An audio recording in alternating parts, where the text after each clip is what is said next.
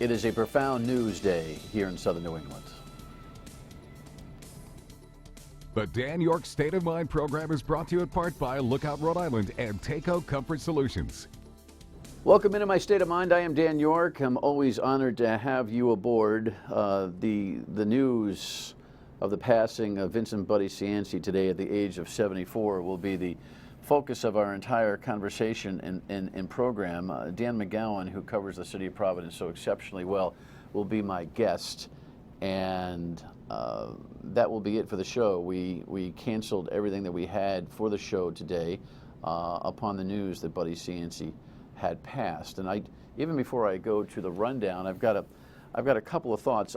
I want you to know that we record the show in the afternoons each and every day, and I just got off the radio program in 3 hours.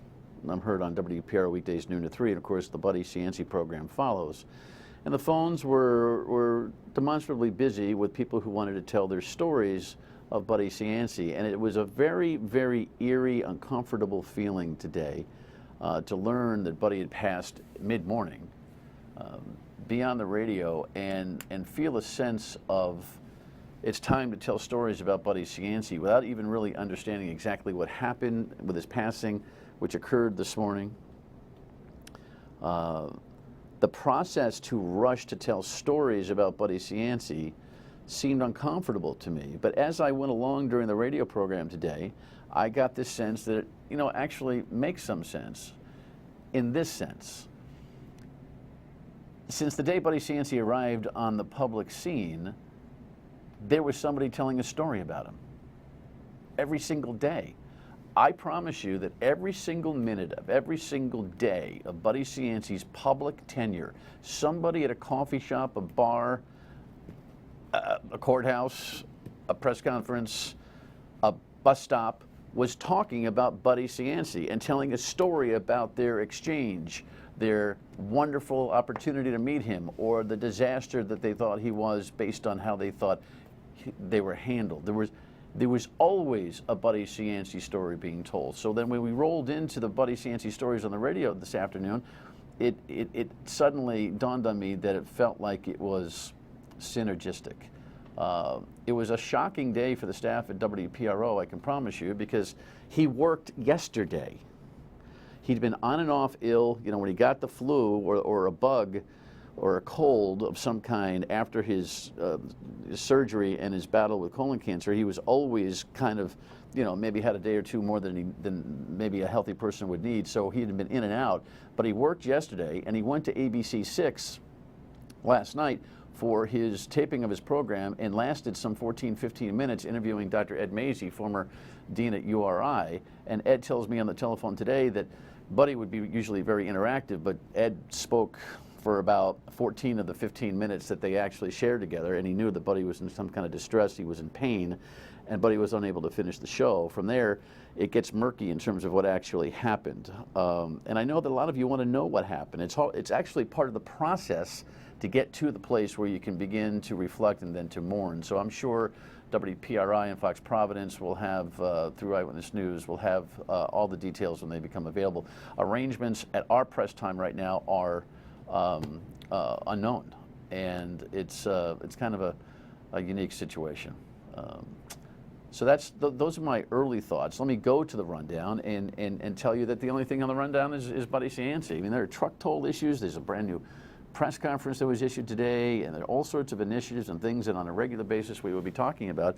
But I just feel compelled to suggest that the only conversation today that seems appropriate, no matter what you have to say or think, is Buddy Cianci. The news came out via texts and tweets. I mean, Dan McGowan, who's my guest, tweeted this out. Simple. That's what a journalist does. Bang. Then the headlines began to roll online at the Journal and WPRI and all of that. And it's funny. I learned, and we have so much video and the like, and I didn't even dawn on me to tell Lexi, Chris, my producer, to show this. But you may have seen the Providence Journal today, and there was a front page on the before and after, like a 1970s Providence downtown in 2016. And I was scanning the article, and it was centered on the Providence Foundation. So it wasn't talking about politicians who made the city great, but it was about the Providence Foundation's efforts there. And I was reflecting to myself as I was reading this story, and I read a story like this. I look at a headline, I scan it, and then I go back and read it. That's just my habit in terms of my own news reading. And I was scanning it when I got a text from a friend that said Buddy had passed away. And I had just been thinking, geez, I wonder if Cianci's in this story, because he's one of the transformative parties that brought the city from there to here. Strange. There's no way to capture this guy's life, certainly not in 28 seconds. Truly a tale of two men. Vincent Buddy Cianci was dubbed the Prince of Providence, a beloved leader who was credited with revitalizing the capital city, but also a corrupt city official who spent time behind bars. Despite his highs and lows, the Prince of Providence, Vincent Buddy Cianci, remained in the spotlight for more than 40 years, and to many will be remembered as the most colorful and controversial mayor of all time. Yeah, and so there you have it. Mike Montecalvo, of course, narrating that, and Dan McGowan, he's no introduction, is always here at the ready for me. You didn't expect to have to come in on this subject matter today, did you? No, not at all. But I thank you for doing so. Sure. And it's interesting because Lexi and I talked about who should we get in, and who best represents. Right now, I don't want to race to the person who's going to say the most profound thing about Buddy Cianci. I'd rather get a guy who I know knows the city of Providence like the back of his hands as a journalist and kind of reflect on this both from a personal and professional point of view. So I appreciate you hanging out with me and shooting the breeze. We've got a lot of stuff we want to show and play here. Of course. What's your gut say about the news? Buddy was somebody who over the last 5 or 6 years as a reporter here, if you cover the city of Providence and you don't know Buddy Cianci, you're not doing your job. And so I got very close with Buddy Cianci before he ran for mayor. Then while in the campaign trail, it became very much about his policies, his past, things like that. Very hard. We had tough conversations regularly, yelled at each other, as any reporter does with politicians. And then right after, he was back on the air the next day after he lost to Mayor Lorza in 2014, and he and I again became pretty close because talk about a guy who was well sourced and had his had the pulse of City Hall, and so finding out that news this morning, and we heard last night that he had been in the hospital, but it sounded like things were actually going to turn out just fine. I talked to some people last night. It sounded like it was a somewhat minor incident, and to find out he died today is entirely shocking. Right, so you do have all the details on that? He went home? No, Did he leave the hospital? I got to be honest. I don't know all the details. Like I said, we had heard because it had been reported, that he was taping his show and then was rushed to the hospital. And so I started to make phone calls like everybody. Yeah. We heard that he wasn't that he was doing just fine. And then we find out around 9 o'clock this morning he passed away. So it's certainly a shocking day. I'm slightly speechless. He's a guy who meant a lot to a lot of people in the city. There's really no words to actually describe the impact. Well, listen, in life in general, whether it's your, a family member, a friend, somebody life is so profound, you can never capture it in a eulogy. You can never capture it in a 20-second soundbite. You can't do it in a half-hour television show. You can't do it.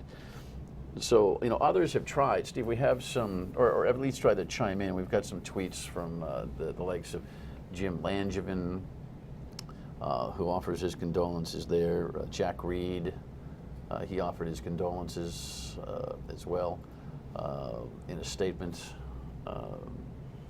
He ends that by saying, clearly, Buddy Cianci cared deeply about his native city. And I think Jack Reed probably puts the right touch on it. The old "he'll be sorely missed" is kind of cliche. I think that's pretty much punctual and profound. And despite whether you loved him or not, and despite whatever you think might have been, formerly at least, some corrupt behavior and self-interest that he had in doing business, it is undeniable that at least a major component of his motivation was a passion and love for the city of Providence. Oh, yeah. Look, there's no question. You said it very well right there. For all of the flaws and all of the things that we reported on for years and years and years, when he got back in the race to run for mayor again, I mean, he's about loving the city, and he's a guy who truly believed he did it better than everybody who did it after him. And he felt that way up yesterday. I was on the radio with him, talking about city politics. You were on yesterday. I was on with him yesterday, yeah, talking about a tax break in Providence, something that most people don't care about. And then he reminds people, oh, this is all your tax dollars, things like that. He thought he did it better than everybody else and could never get over that. And there are a lot of people, fiercely loyal people to him, that feel that's accurate. Well, it's funny because I thought he was classy on election night when he lost. And he gave some space on the radio show before he started to dig into Jorge Elorza, the new mayor. But over the last few months, it was a pretty regular thing that he'd whip up on what was going on in City Hall because he just couldn't stand seeing what he thought should not be going on. That's right. I think you look at, remember back when at the best times for David Cicilline, and even during Angel Taveras' time as mayor, there were times where you felt like Buddy was maybe a little bitter. They're getting credit for things that I should be getting credit for, things like that. With this mayor, especially that first year with a really rough year in office, you're right, I think he gave him some time, but then he started to listen to people and say, the roads weren't plowed, things aren't moving the way they should be, a deficit, things like that. And I think he got very disappointed about that. And I will say, though, he certainly clashed with Mayor Elorza, but I know as recently as a few months ago, they sat down, had dinner, the mayor asked for advice. Now, did he take it? I have no idea, but that's Buddy Cianci. That's a guy who talked to, him and Angel Taveras developed a pretty good relationship sort of after Angel left office. But you kind of had to talk to Buddy if you wanted to know what was going on in the city. I feel, and I said this on the radio in a more expanded way, so I don't want this to be rushed, but I'd like to get your thought on it. When he lost, I thought to myself, even though he said, listen, I got the radio career I can fall back on, and that'll be great. Yeah. When he lost, I worried for him because I think his #1 relationship, at least late in his adult life, certainly after he lost his daughter, I respectfully submit my resignation. Was well,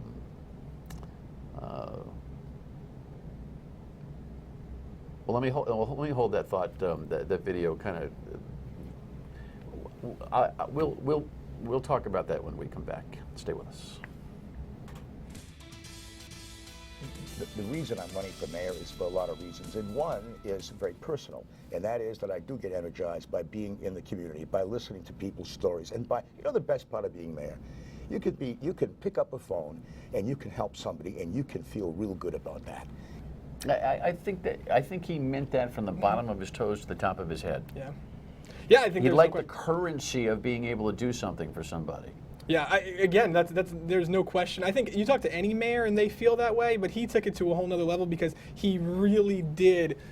He liked getting credit for doing well, and he knew that the more that he could do for people, the more he was going to be remembered for it. He also liked the other part of the currency, which is that if I did something for you, you owe me something. You owe me something. No question. And so that was kind of part of it. But I was making a point prior to the break about what might have happened after he lost the election. Mm-hmm. Let me play a radio bite of his. It's his radio announcement where he used his radio show as a platform for announcing he was running for mayor for a third time. I sincerely express an abiding love for my city, Providence. That love today is undiminished, but sadly unfulfilled. Once I had a youthful fire and ambition to play a prominent role in public life. Today, the youth has fled, but the fire still burns, unquenched. He ran a very traditional campaign. Yep. He got clipped by the East Side pushback and a lot of journal editorial push. Mm-hmm. And although I think he took it like a man, just like every other devastating blow, jail, loss of family, his daughter, I had a sick feeling for him that his health and his welfare, without his love of city as mayor, might catch up with him. Well, he knew it was over, right? He knew this was it for him. And that race, and I covered it so closely, it had such different phases, right? Early on when he announced, there was so much momentum for him. He felt, I would, go to the Hill and have a drink with him late at night some nights, and he felt very good. And then I remember talking to him on primary night when Jorge Elorza defeated Michael Solomon, and even he knew right then, he said, it's going to be an uphill battle. He knew right then. And then he did catch more momentum later, and he thought that he was, they certainly thought they were in the running, 2-3 weeks out. But he knew Jorge Elorza was his, most difficult opponent, and it proved to be true. So many folks will be regaling each other with stories of Buddy Cianci. I've got my own, and maybe on another program. We'll bring some folks in because I don't think you dispose of a legacy a life like this in a radio in a television program. It's not a one-day story. It's not a one-day story by any stretch. But the day that he went, and I know we've got video of the day that he went to prison.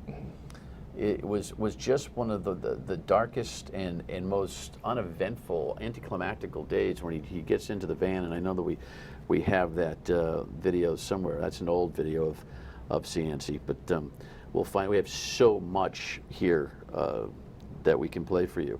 But that day that he actually drove away, having spoken to him only a couple of days before about it, it was just so strange. He signed off the radio show because he'd been doing that temporarily. He went down. There are great stories of fun and frolic, and that was a really, really incredible day for him. Yeah. And for us to cover it. Well, I think that's pre your time. It was long before I was still in high school at the time. But there's the video that we're talking about. Good catch, Steve.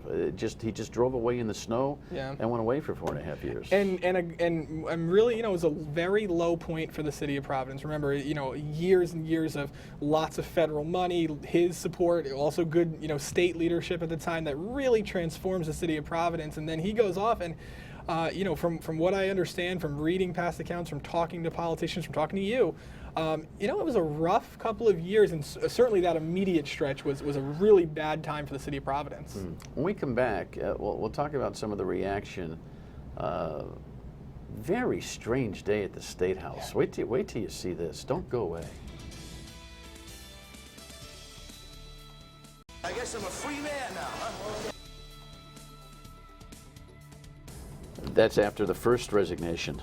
Boy, what an up and down situation. So, truck toll legislation, which we've been covering a lot here on the Dan York State of Mind and on the radio program, was introduced anyway today. The wheels of life keep moving, the trains keep running, the buses keep running, but a very strange situation today. I'd like to get Dan's reaction. I know I have my own. Ted Nesi, our standout digital editor and reporter, was at the scene of the State House covering the truck toll legislation, which we'll get to in the next few days.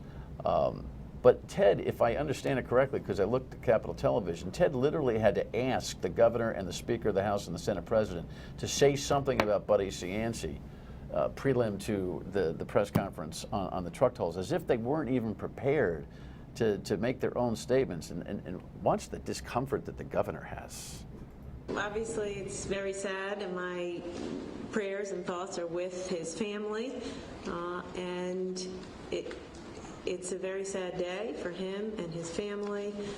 He was always a booster for Providence, and we send our prayers and condolences to his children and his grandchildren and his loved ones and his friends.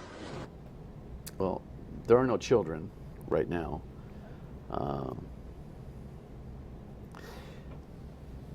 Do you see what I see there, which is almost the sad poetry of Buddy Cianci in Rhode Island, that the current governor clearly showed discomfort and even having to react to it?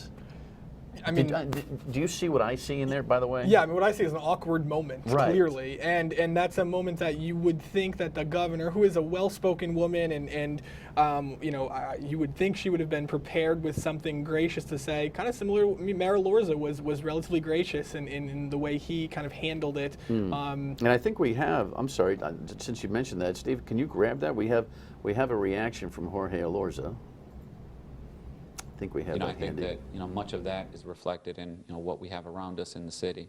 So especially for him, he served such a long time he absolutely left his mark, and it's not going to be forgotten. And credit to the mayor for articulating something a la what you've indicated. But there's this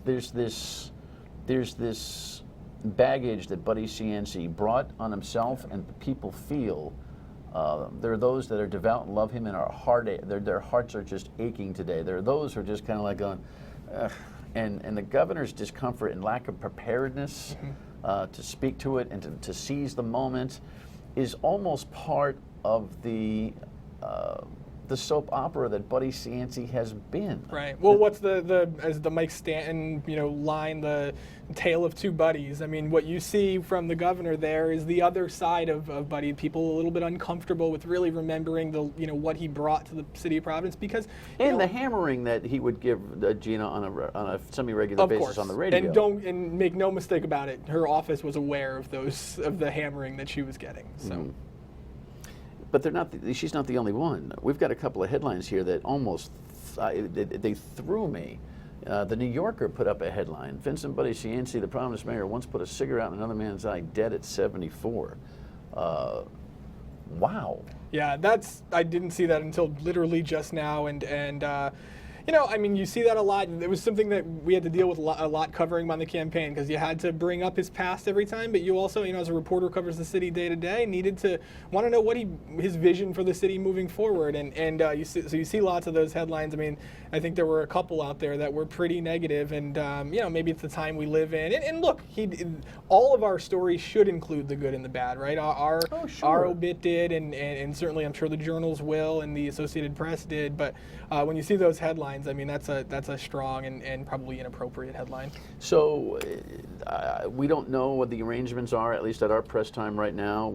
You've got limited local family. What's interesting about Buddy Cianci, I'm not going to make a strong comment about this, but my sense is that while he had a relationship with this entire city, and he had a new fiance, and that's an interesting story in and of itself. Yeah. There may not be an incredibly intimate nucleus around him. Absolutely. I mean, we're talking a guy who had 180,000 friends, but didn't have very many people who were really in that inner circle. I mean, we're talking 5-6 people probably who he could confide in and talk to and spend lots of time with. So it's a small circle for sure. Joe Palino's one of them. Art Cologne, Tara, his fiance now. But I mean, we're not talking a lot of people that he spent deep amounts of time with. All right.